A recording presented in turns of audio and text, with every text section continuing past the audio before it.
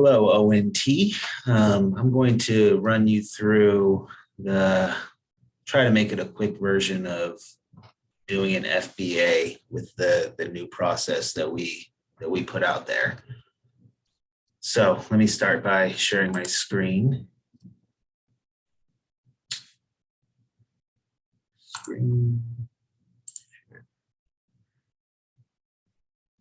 All right. So start out, if you have a ONT Gmail account, you can go to shared drives, go to all staff, but I also want to show you how to do it from the website, just in case you're not part of the ONT Google Drive.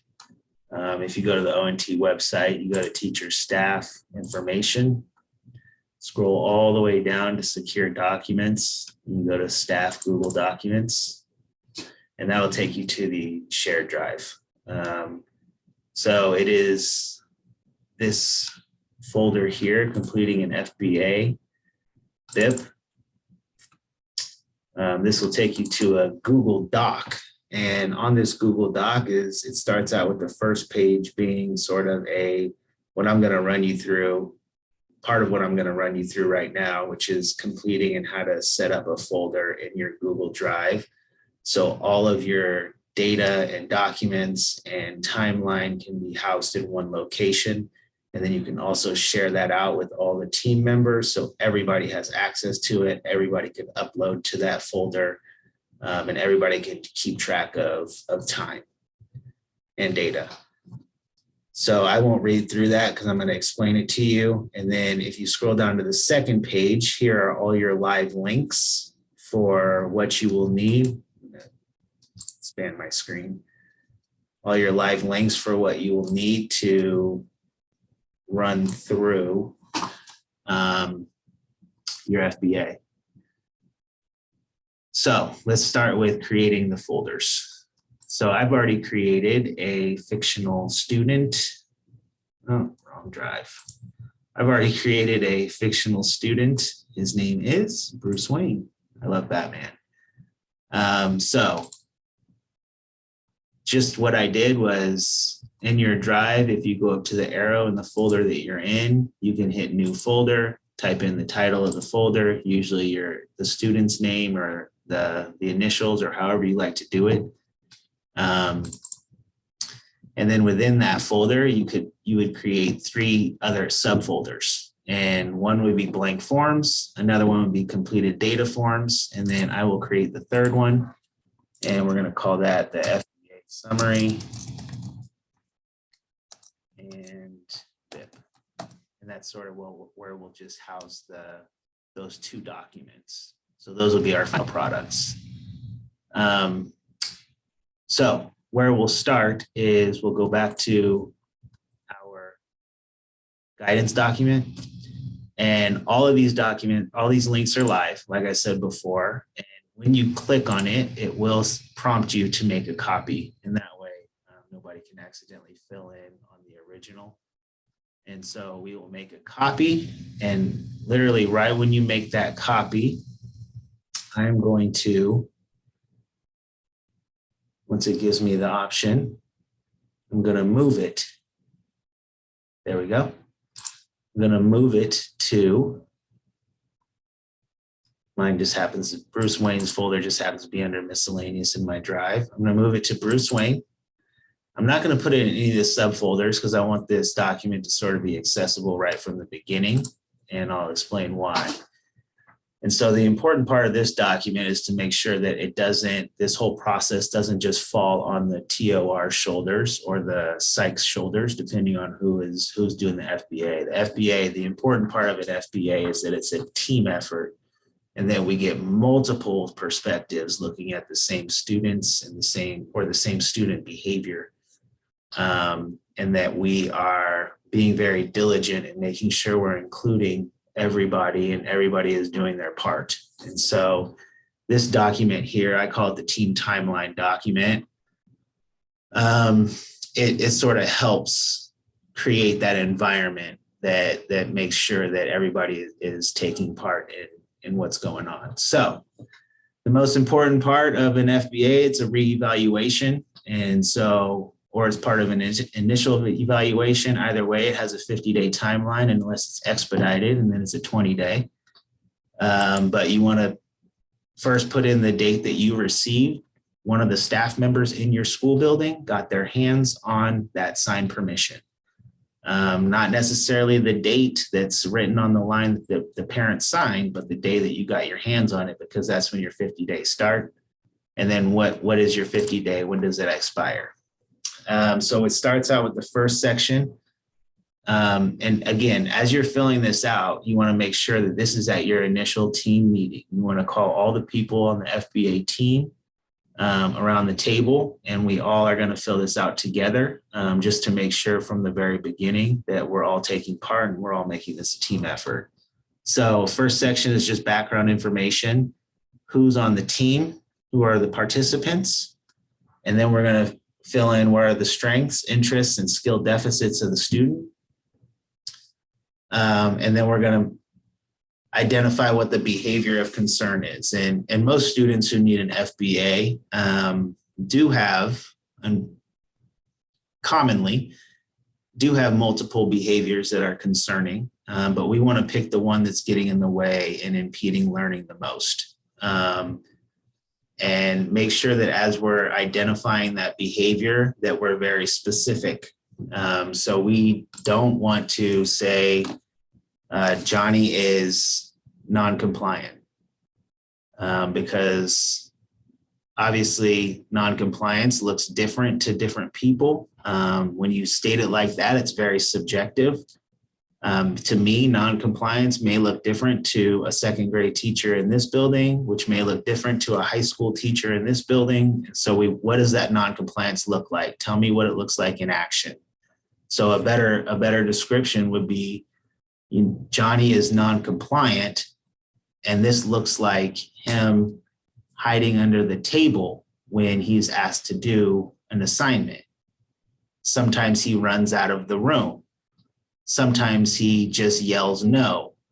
Sometimes and so be very specific. So in the end, it might look like Johnny engages in non-compliant behaviors, which look like hiding under the table, putting his head down, running out of the room, yelling no, screaming at the teacher. Yeah, it's just whatever you can do to make sure it's very specific, and that anybody going in to do an observation on this knows exactly what they're tracking and what they're looking for. And in the long run, what it should look like is that me going in to do an observation, not knowing Johnny or having engaged with Johnny at all, I should get the same data results that the TOR going in to do an observation tracking this behavior will get. So make sure it's specific. I can't stress that enough. And this is the big piece of the team timeline document. We want to make sure that here's a lot of the data that we need to get filled out. Now, I have on here 3 motivation assessment scales. That's typical for an elementary student. But if you're dealing with a middle school or high school student, you may have 6 people filling out a motivation assessment scale and 6 people filling out teacher input forms, just because there's more adults that work with the student. But this is just a baseline. You can always add to, copy and paste, or take away if you need to. So we want to make sure that these are the major pieces of data that we are gathering. A parent guardian interview. And we're going to, at that team meeting, that initial team meeting, we're going to discuss who's going to do the parent guardian interview. Typically somebody who already has a good relationship with that parent or guardian can do this, because the goal is, remember, to get the most detailed information. And I will stress here, you want to have somebody do it either in person or over the phone. Please try to guard against just sending it home and saying, hey, fill this out when you get a chance, just because in my experience, you get so much more out of a parent or a guardian when you're actually speaking with them, and you can ask them, hey, can you elaborate on that? Or what do you mean by that? What does that really look like? Rather than just having them fill it out by themselves independently. Then you're also going to have somebody on the team do the student interview. And I'm going to actually add on here right now that there's also a forced choices inventory that's really good to do with the student.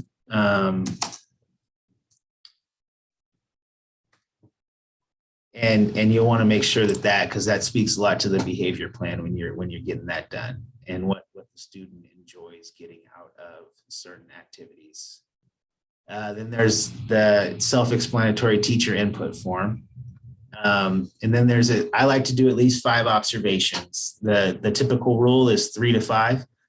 My opinion is the more data that we can have going into this, the more informed our hypothesis statement will be, and the more comfortable I'll be with the outcome of the FBA. So I like to do 5. Structured, 2 structured, 1 systematic, 1 anecdotal. Systematic is every 30 seconds, I'm looking at the student, looking at a control student, and jotting down, are they on task, off task, out of their seat, off task motor, off task. In the systematic observation form goes through that and explains it pretty well of how to do those. Anecdotal is me just taking notes on what I'm seeing. Specifically, I try to focus it around the behavior of concern. There's an unstructured observation, saying it's anecdotal, always, obviously, because there's in an unstructured setting, there's not much on-task behavior because they get more choice. And then there's 2 semi-structured, 1 systematic, 1 anecdotal. The difference between structured and semi-structured is that in structured, it's pretty much teacher teaching. It carries a different set of expectations for the students.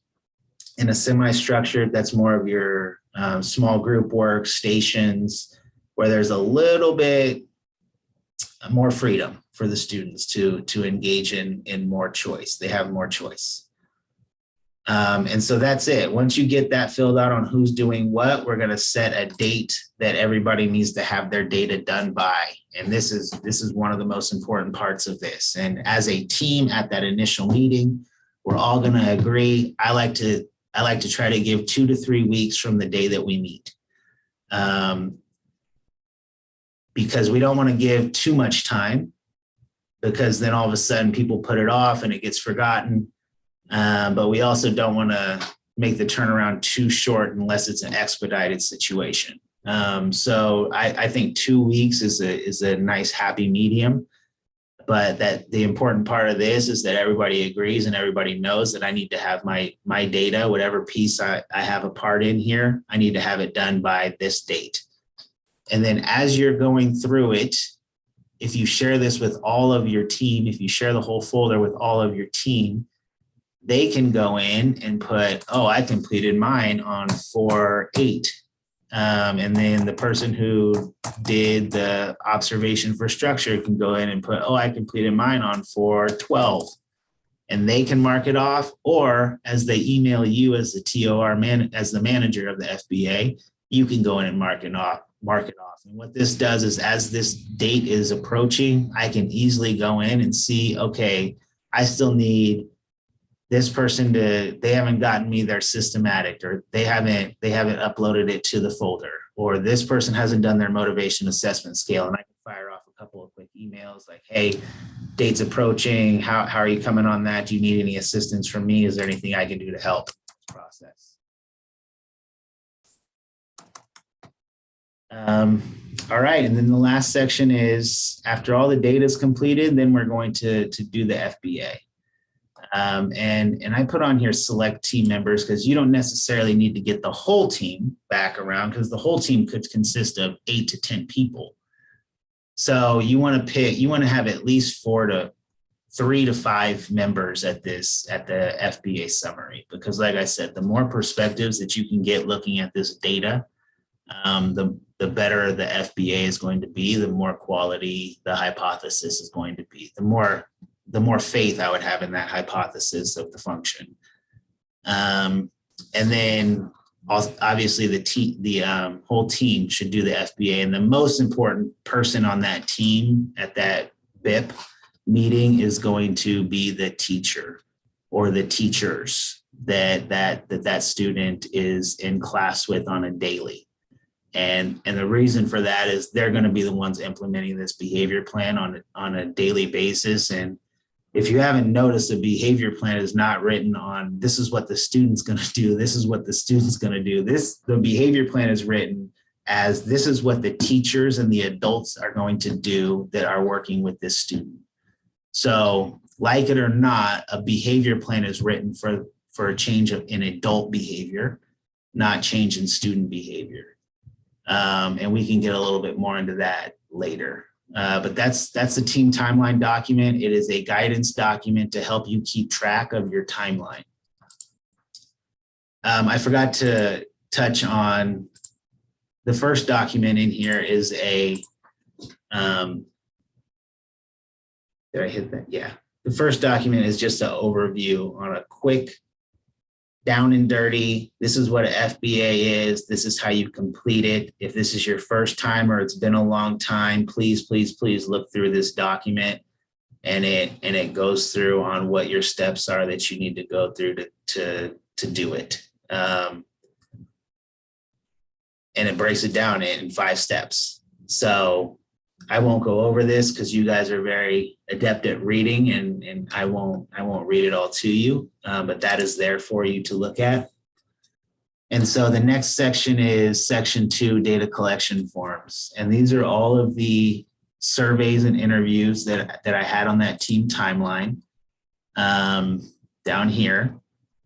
And this is where you would just go in, make a copy of all of these, click on the live links that you're going to use, and put them in your folder. And we'll go back to Bruce Wayne's folder. And I already did that. I already made a copy. Let me go back to Bruce Wayne. Miscellaneous. Of all of those. So they're already in my subfolder titled blank forms. And so after you assign all of the who's doing what, you can go here, make 3 copies of the motivation assessment scale because you have 4 different teachers doing that. And then you would literally go on here and share it with the individual teacher so it's fresh in their inbox. So now they have access to it right at the top of their folder, of shared with me folder, or their email inbox. And so everybody has access to the documents that they need in order to complete their data piece. So as they get completed, either you or the teacher who filled it out, and I'll open it over here, can say, I got an email today from a teacher who got their motivation assessment scale done, and I know this one is done. And I would even retitle this, say Jason Riggs is doing this one. I would title it Riggs because that's so I know that that's Riggs motivation assessment scale. I would go here and I would just move it to the completed data forms. And so in the end, as you approach that date that all the data is due, your blank forms folder should be getting empty and your completed data forms should be getting full. And so when you guys all sit down to meet about the FBA summary, you can quickly access all your data right there in the completed data forms. And if you're very meticulous, you can even inside of your completed data forms folder, create another subfolder for motivation assessment scales and another subfolder for teacher inputs. And so it's all in one place. And so it's easy for you to sort of disseminate the information.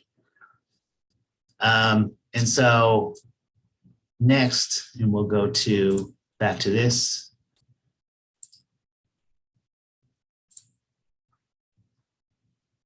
Next is data tracking forms. So another very important piece of an FBA is that we have that baseline data. And so right when we start the FBA, we need to track for at least 2 weeks, hopefully a little bit more, because like I said, you're never going to be hurt by too much data. So if we can track longer than 2 weeks, great. But I like to say a minimum of 2 weeks that we are tracking the frequency. If it's a duration behavior and each behavior lasts a long time, we're tracking how long each instance lasts. So non-compliance is a big duration piece. I'm refusing to do my assignment. I'm not going to do it. So we're going to track how long does it take from the directive given to start of task. If it's a frequency thing, if it's the student is constantly out of his seat, out of his area, then that's probably a frequency behavior that we're going to be tracking. So how often is it happening? Another big piece is ABC. So tracking the antecedent behavior and data, and I'll open this one just because it's worth it. I love tracking ABC data. It is a little bit more time consuming, but the data that it gives us is very, very valuable, especially when doing it an FBA. And a lot of this is for the intensity behavior. So if you have a student that engages in big behaviors, very intense behaviors, we definitely want to track ABC data. Frequency, you wouldn't want to track every time. If it's something that happens 8 times an hour, or even 8 times a day, we're not going to write ABC data for every time that happened, but we might pick and choose 2 or 3 times if it's 8 times a day. We might pick or choose 3 or 4 times if it's 8 times an hour, that we want to just quickly jot down what was happening right before the behavior happened. What was the behavior? What did it look like? And then what happened right after? So the antecedent is right before, the behavior is what was it? And then the consequence is what happened directly after the behavior. He engaged or she engaged in that behavior. Jot down the date and time and what were you doing? So this is a quick, another Google form, actually Google Sheet, that you can share with the team or share with the teachers. And if it's a middle school, high school teacher, or even an elementary teacher, all of the teachers, whether it's a specialist teacher, gen ed teacher, special ed teacher, will have access to this chart and they can all add input to it. And so in the end, what we have is hopefully between 15 and 20 entries that we can sort of look for patterns. When is it happening? Is it specific activities? Is it specific times of day? Is it specific days of the week? But more importantly, what's happening right before that behavior? So whether it happens in art or reading or recess, is there any correlation or consistency with what's going on right before the behavior? Or is there any consistency about what happens to the student right after? Are they getting adult attention? Are they getting removed from class? Those are all important pieces to look at because it all feeds into sort of the function of the behavior. So I highly recommend that you track ABC data. I already went over frequency, and that's literally when is it happening? How often is it happening? Duration, frequency, antecedent. Latency is sort of that, not the duration of the behavior. It's how long does it take from me asking to the start or to the task being done. That doesn't happen too often. That's not something we track too often, but I thought I would throw it in there just in case. And so now the meat and potatoes of now all the data is collected. Let me copy this and I'll show you guys again how I can quickly move that over to my Bruce Wayne folder. And actually, while I'm at it, I'll do the behavior plan as well. All right, so the FBA, I'm going to go to my miscellaneous because that's where my Bruce Wayne is. And I'm going to put this in the FBA summary and BIP subfolder. Move here. I'm going to do the same thing to my behavior plan once it copies.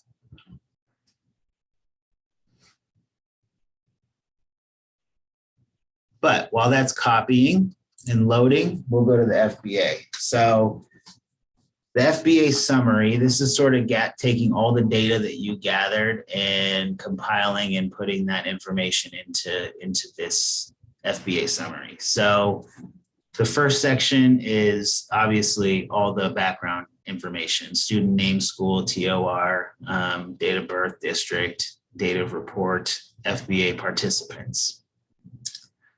The next section is we're going to identify behavioral challenges. Now, this is not necessarily only have to do with the behavior of concern. These are just behaviors that the student struggles with. So we would go through and put X's, checks, however you like to do it in whatever column that matches what the student struggles with. The section after that is we're going to talk again about the strengths. And this is the document you can print out and hand to the parent at the conference. We're definitely going to upload this into the IIEP in the documents section. So we're not going to upload the team timeline. So you can copy and paste, or you can talk again. Maybe there's more strengths just at the FBA summary meeting that you guys have. And then we're going to talk about deficits, and not just all deficits, but all deficits that we think are relating to the behaviors. So if it is this student is engaging in aggressive acts towards his peers, or this student is getting in fights 3 times a week, then, one of those deficits that may relate to these behaviors is this student struggles to make and maintain friendships, social skills, or maybe we see it's happening during math time, and maybe it's that avoidance piece, and maybe math is the deficit that might be contributing to these behaviors. So any and all deficits that we think might be contributing to this behavior, we're going to list here. And then again, we're going to copy and paste that behavior of concern that we came up with at the team timeline meeting in the beginning right here. So then we're going to talk about what did we use for data collection. And again, we're just going to check all the boxes that apply that we used. And like I said, the more pieces from this list that you can use, the better informed your FBA is going to be, and the more lasting it will be. And then we're going to look at that data tracking that we've been doing for at least 10 days or 2 weeks, hopefully a little bit more. But we're going to take that data and we're going to study it, and we're going to analyze it. And we're going to figure out, we're going to write down, what does the student's schedule look like here?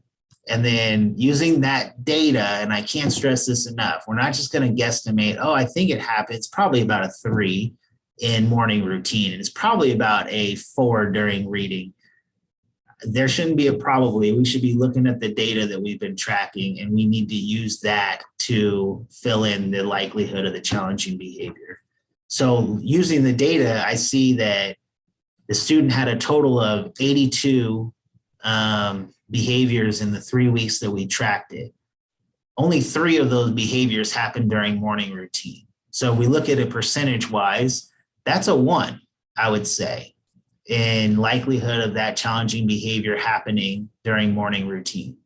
But then we go on to reading, and we see out of the 80 plus behaviors that happen, 42 of them, over half of them, or about half of them, happen during reading. That's a 5. So reading is a 5. And so another way I like to do it, you don't have to do it this way, but I like to figure out what are the percentages in each subject or period, and break it down to where if it's what is the highest percentage, that's going to be your 5s, and what is the lowest percentage, and that's going to be your 1s, and then sort of divvy it up in equal increments as it goes from that. Say the highest percentage was 50% and the lowest percentage was 2%. Divvy it up. So anything 5 and below will be a 1. Anything 5 to or 6 to 15 will be a 2. Anything 16 to 25 will be a 3, and so on and so forth. So divvy it up so you know exactly, oh, this is the percentage, that equals a 3. This is the percentage, that equals a 2. And so it's very data driven that way. And then here's the fancy phrase, maintaining consequences. That is just a fancy way of saying, what is the function? And so you get this data, this information from using the motivation assessment scales, from looking at the parent interview, from looking at the teacher input forms. And most importantly, you get this information from looking at the ABC data that you've been tracking on the student as well for the last at least 2 weeks. And you take all of that, and before you even sit down to do the FBA summary with the team that you've selected to do it, you ask everybody, please look at the data before you come to this meeting so we're all sort of working on the same page. And we can be effective and we can be efficient and we can get out of here within 45 minutes. And so if you've all looked at the data and you've all broken down the data and you've seen that, oh man, overwhelmingly, this student is showing us that the data is showing us that this student's engaging in this behavior in order to fill in the blank. And there's typically about 4 behaviors, 4 functions of behaviors. There's sensory stimulation, there's attention, there's escape, and there's tangible.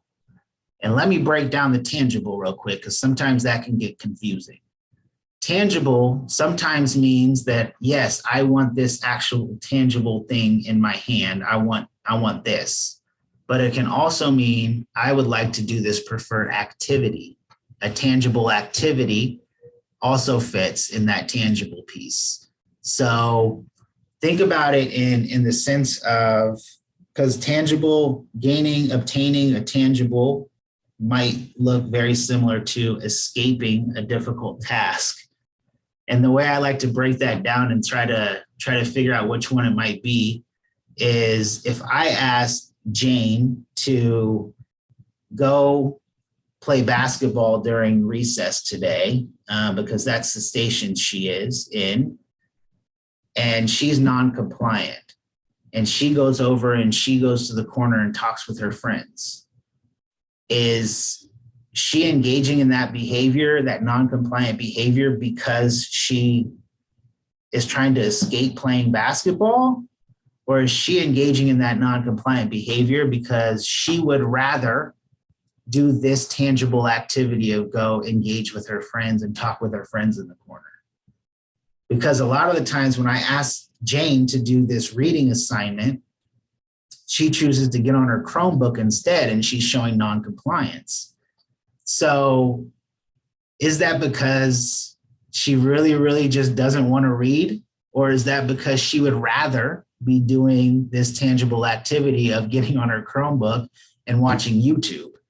So trying to disseminate between the twos can sometimes get difficult. But again, this is why a team is important, because me trying to tackle this by myself is not going to be as successful as 4 of us looking at the same data together, and coming to it with our own perspectives and also our own experiences in working with Jane, because more than likely, at least 3 out of 4 of us work with Jane on a daily basis. Me being the outsider, me being the one not actually in the building on a daily basis, I probably have the worst perspective.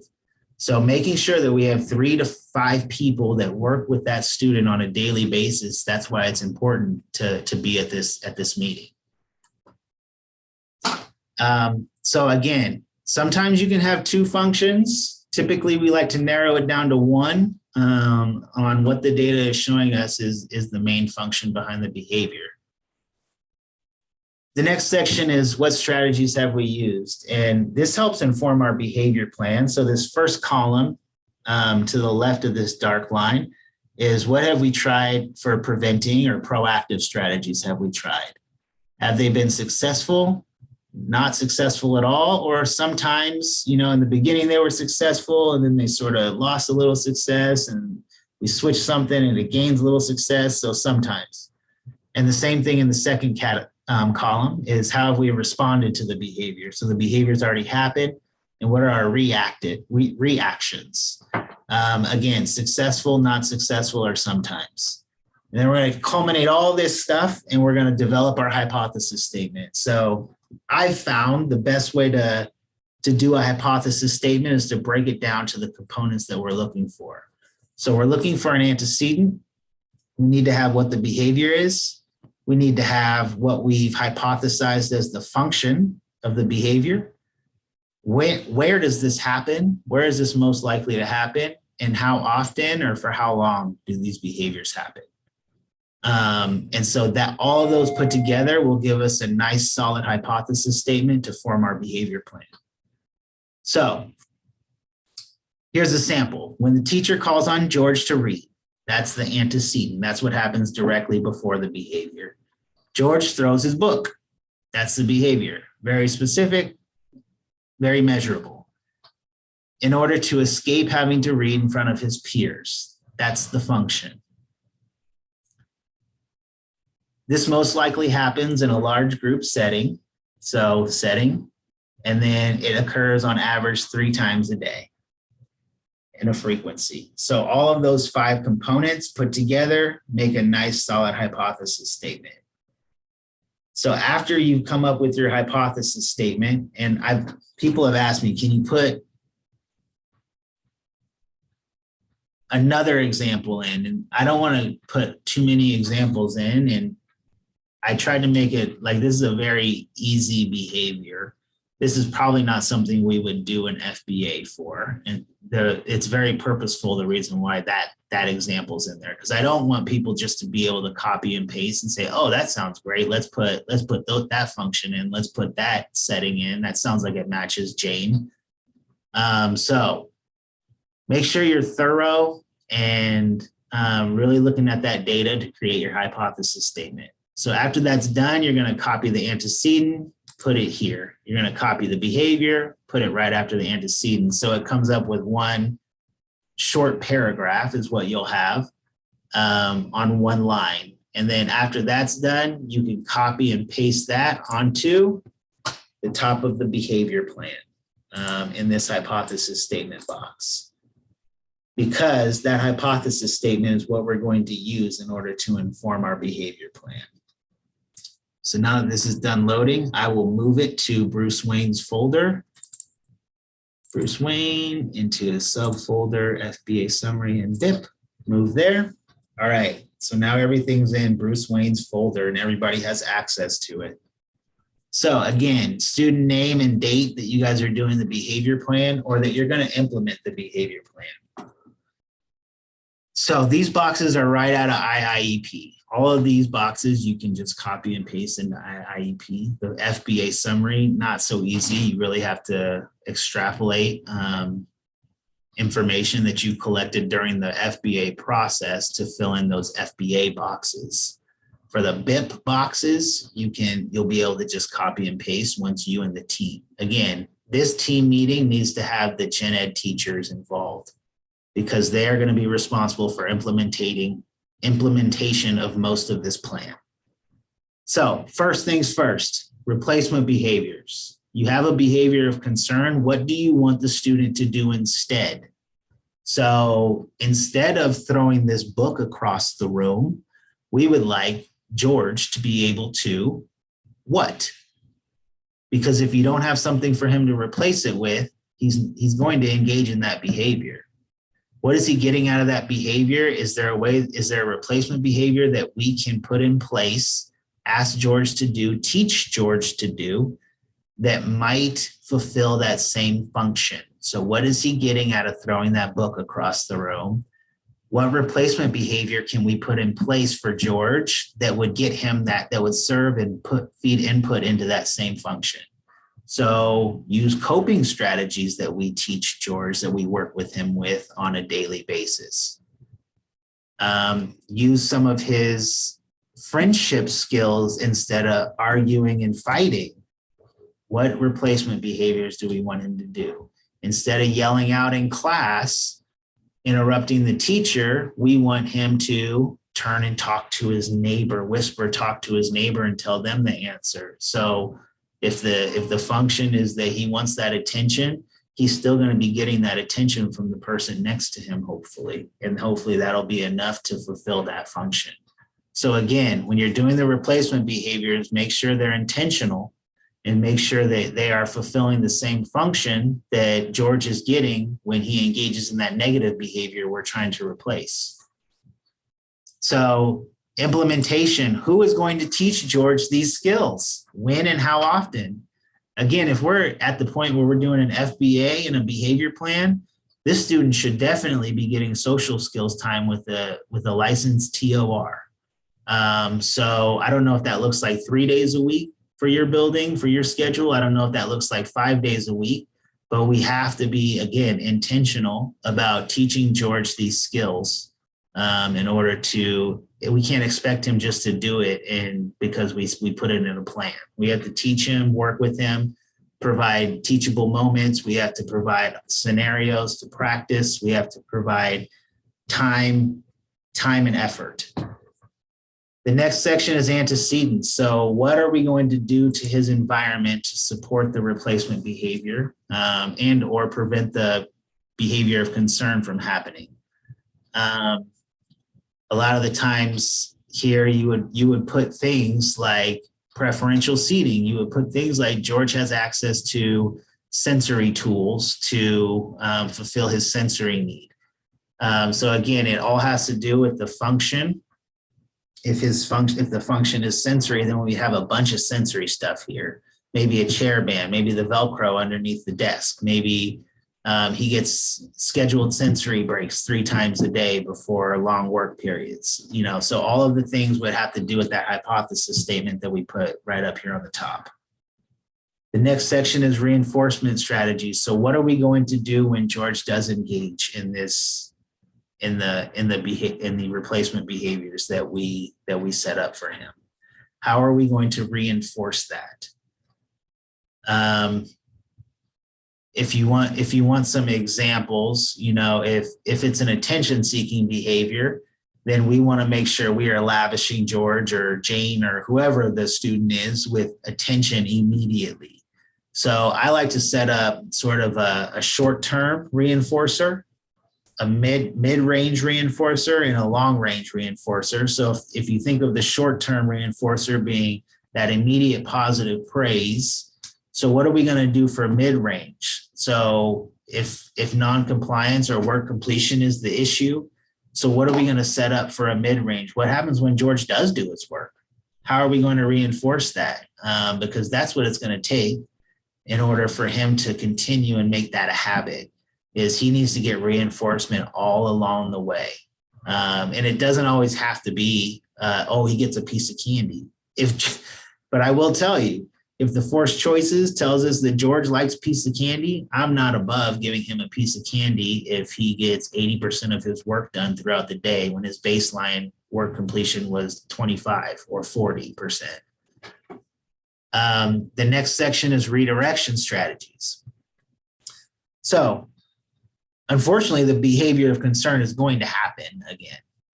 Just because we put the plan in place doesn't mean the behavior will disappear unless there's some sort of external reason that has happened, like medication or something else.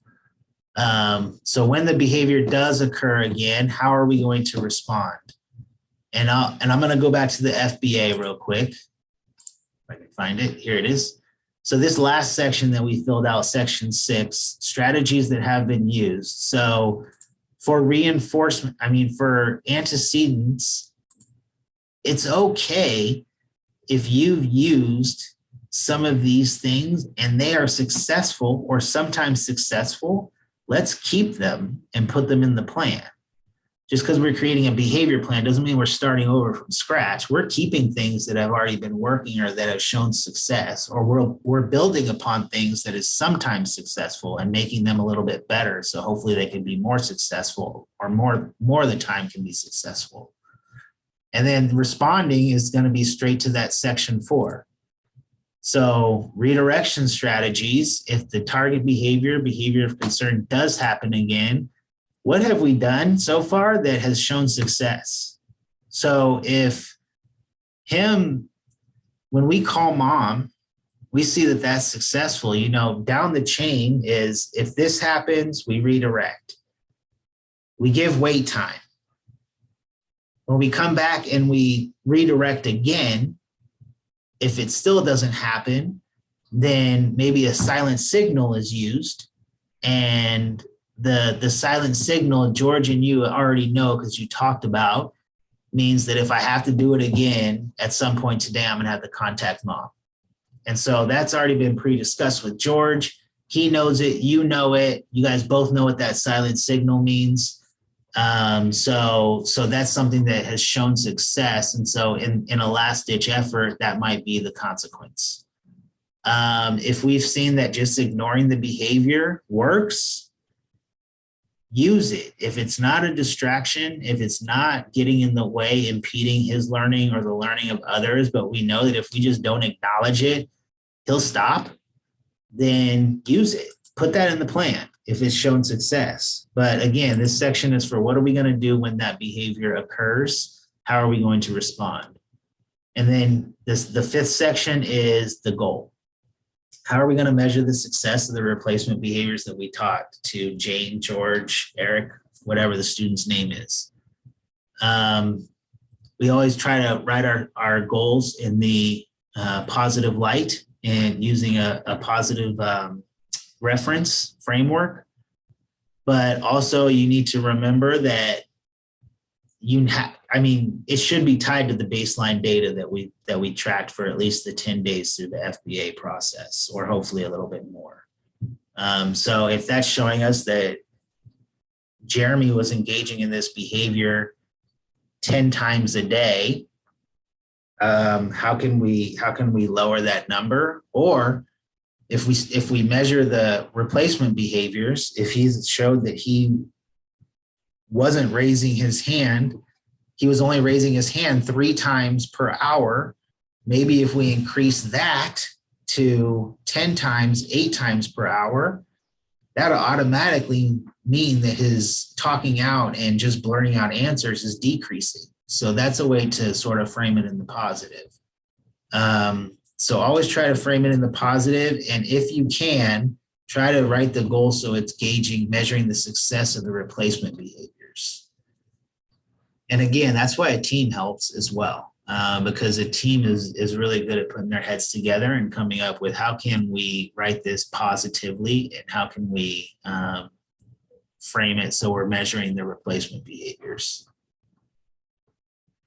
And then we're going to talk about how are we going to gauge success? How are we going to monitor the progress? How are we going to collect the data? Because just because the FBA is done, that doesn't mean the data collection stops. Now we need to continuously monitor that data to see if the plan is working, because behavior plan, FBAs are pretty solid.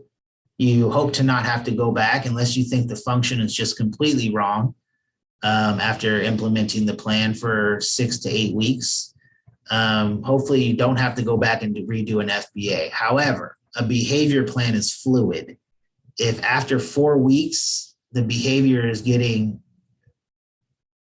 multipliers worse, we come back to the plan and we go, this isn't working. Let's look at what's not working. Let's look at what is. Let's take out what's not and replace it with something that might. Let's build on what is working and see if we can make that piece a little bit better. So behavior plans are fluid. Please don't hesitate to reconvene and try to figure out how can we change this. However, if it's working, you still want to meet in about 6 to 9 weeks just to talk about, let's look at the data. Let's still look at the plan. Is there a piece of this that's just not needed or something that we can build upon that might make it a little bit better? And so you always want to set a date for a review that's about 6 to 9 weeks out from the presentation of the FBA and the BIP, just so you're making sure you're going to consistently look at the plan just to make sure it's working. So that's the FBA behavior plan process. Hopefully, I think I covered most of it. I think the only piece I can reiterate is make sure it's data driven.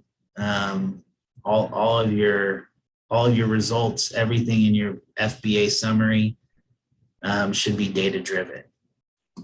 So please don't hesitate to reach out to Joe, to myself. My name is Dustin Robinson, for those of you who don't know me.